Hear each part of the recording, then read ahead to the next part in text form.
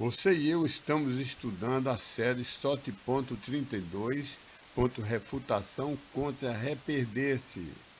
Ela está no canal youtube.com/c/ssttteo, na playlist criada Soteriologia 2. Parte 3 de SOT.32d, Refuto da Reperdição. Passagens referentes à perda da usabilidade do crente. Isso é, nós vamos continuar a falar da refutação dessa loucura chamada que o crente pode voltar a ser perdido, ser salvo, ser perdido, ser salvo, ser perdido, ser salvo, perder-se de novo, ser salvo, perder-se de novo. E vamos ver agora a última passagem, Hebreus 12, 14 a 15. Alguém pode perguntar, mas essa passagem de Hebreus 12, 14 e 15 parece muito com perda de salvação. Aqui na minha denominação todo mundo ensina assim. O que é que você diz? Resposta: olha, essa passagem está no grupo de capítulos da Bíblia de Mateus a Atos e de Hebreus a Judas, que são para igrejas em transição e mistas, comporta de novos professantes de origem gentílica e origem judaica, majoritariamente constituída de judeus, os quais esses judeus formam uma mistura, A, dos realmente salvos, e B, aqueles no vestíbulo, na porta de entrada, quase entrados na só graça, só fé, mas ainda agarrados à lei e ao judaísmo. Por isso precisamos examinar muito bem o contexto de cada passagem, para distinguir se fala para judeus convertidos ou para judeus ainda sobre o limiar da salvação. Se referirem as passagens aos B, então isso não se aplica a nós. Nós não somos judeus no limiar entre o judaísmo e o cristianismo. Nós somos gentios convertidos sem nenhuma sombra de dúvida nem de judaísmo. Então vamos ler o versículo. Hebreus 12, 14. Persegui em busca da paz com todos os homens. E persegui em busca da santificação, sem a qual nenhum homem verá o Senhor. 15. Diligentemente vigiando, cuidando, para que algum homem esteja se atrasando para longe da graça de Deus. E para que nenhuma raiz de amargura brotando para cima vos perturbe, e por meio dela sejam contaminados muitos. Olha, sinceramente, falando com franqueza, reconhecemos que essa passagem pode se referir a judeus realmente salvos, dentro de igrejas majoritariamente de pessoas da nação de Israel. Então, pode ser que essa passagem se refira a salvos. Mas, por que a palavra graça teria forçosamente que ser a graça salvadora? Há outros tipos de graça. Deus nos concede o seu amor, graça é favor não merecido. Nós recebemos favores não merecidos diariamente de várias naturezas. Recebemos o consolo de Deus na aflição, recebemos o encorajamento no desânimo, recebemos o oxigênio para respirarmos, recebemos a chuva para termos o crescimento dos vegetais, das plantas, das sementes, dos grãos e alimento dos animais de que nos alimentamos. O que graça teria forçosamente aqui que ser a graça salvadora e não outro tipo de graça? E por que atrasando para longe teria que significar voltar a ser perdido e arriscando muito a ser, muito provavelmente, ser lançado no inferno? Por quê? Porque tem que ser assim. Não devemos comparar escritura com escritura. À luz das centenas de provas da imperdibilidade da salvação. Eu falei que há pelo menos 114 versículos que eu poderia dar por escrito, mostrando que uma vez salvo, sempre salvo.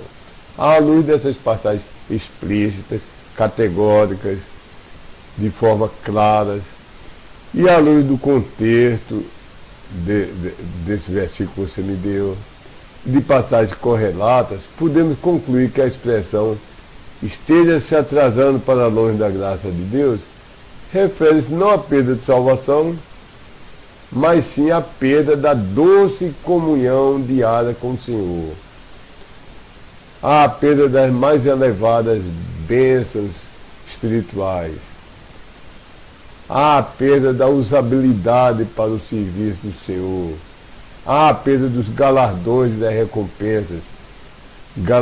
recompensas internos e externos, nesta vida e na vida futura. Então, com isso você reconcilia e todos os versículos da Bíblia ficam harmônicos. Se você forçar a barra para que essa graça seja graça salvadora e atrasar para longe significa perder. Você cria uma contradição na palavra de Deus, faz Deus mentiroso e cria um problema para com Deus. Quanto à expressão santificação, sem a qual nenhum homem verá o Senhor, veja a página lá em Sola Escritura, na categoria Soteriologia e Santificação, veja a página 20, santificação, Hélio.htm, que explica sobre santificação. O resumo, se você não puder ir lá, é que há 3 tempos na santificação. Santificação significa separação.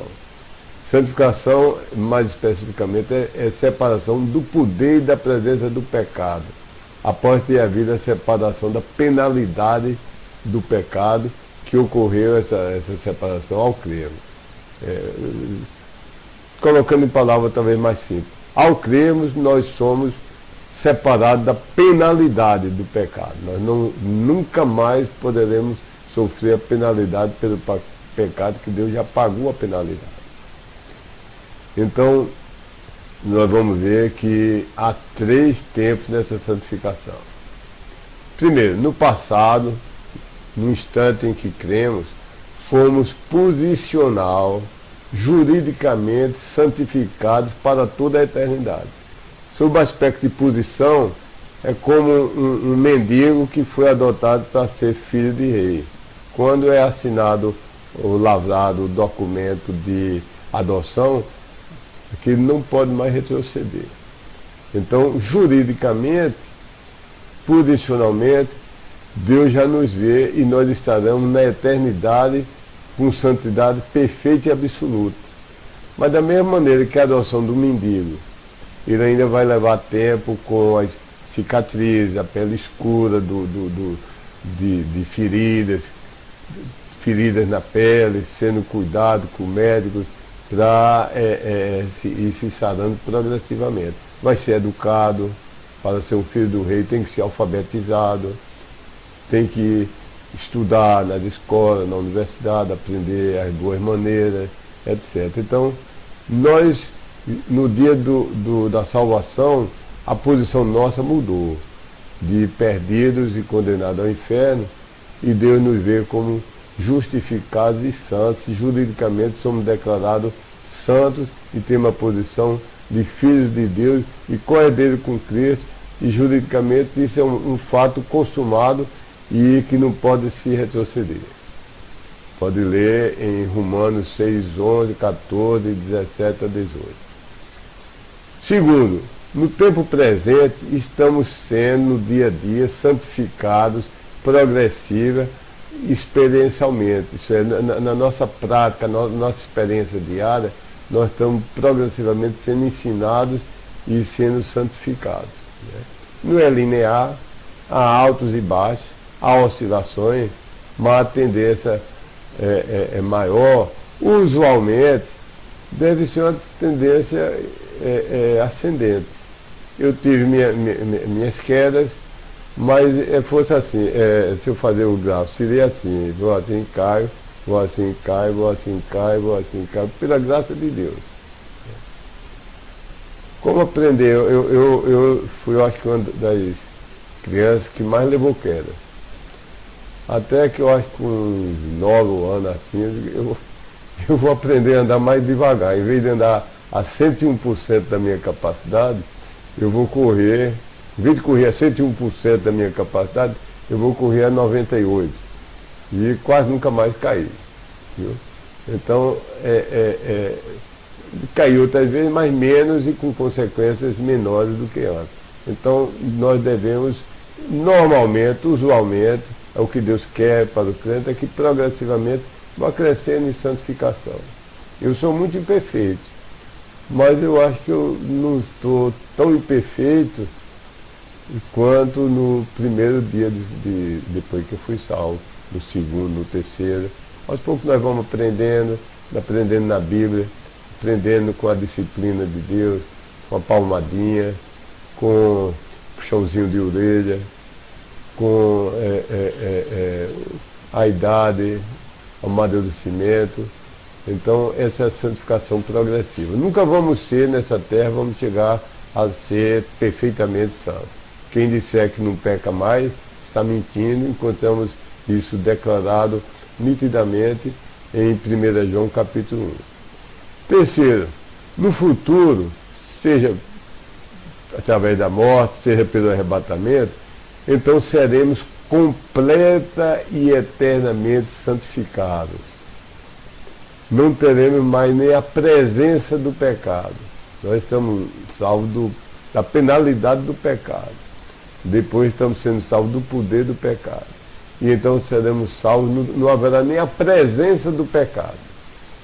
Isso pode ser visto em 2 Coríntios 5, de 6 a 8, Apocalipse 21 a 27, aliás, 21, versículo 27, Filipenses 3, 21, Filipenses 1, de 1 a 30, 1 Coríntios 15, de 35 a 49. Só então, quando alcançarmos essa santificação completa e eterna, depois de sairmos desse corpo mortal, poderemos ver o Senhor. E é a isso que a passagem se refere. Só devemos valorizar a santificação. Raciocinando que é com a santificação perfeita que nós veremos o Senhor face a face. Não quer você se humilhar, se arrepender, pedir perdão a Deus por nunca ter crido nos 14 versos que eu lhe citei de cor, nem nos outros 100 que eu lhe dei escritos em papel?